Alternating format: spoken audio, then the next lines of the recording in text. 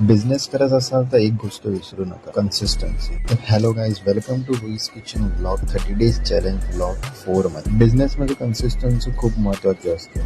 प्रत्येक दिवस सारखं. आज किचनची सुरुवात एका मोठ्या ऑर्डरने झाली आणि मग एकावर एक ऑर्डर येतच. आजचा पण आपला hot selling product veg burger होता. मग थोडं किचनमधलं मटेरियल संपलं, ते आपण झेप्टोवरनं ऑर्डर केलं आणि मग दुपारी किचन बंद करून परत सुरुवात केलं. मग 4 वाजता सुरू केल्यानंतर आपल्या रेग्युलर ऑर्डर सुरूच होत्या.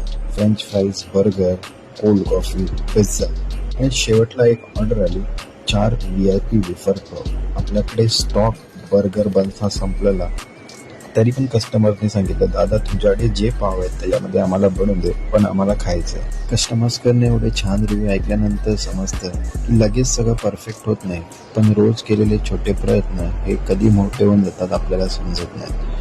कारण शेवटी तुम्हाला कामाला येते कन्सिस्टन्सी.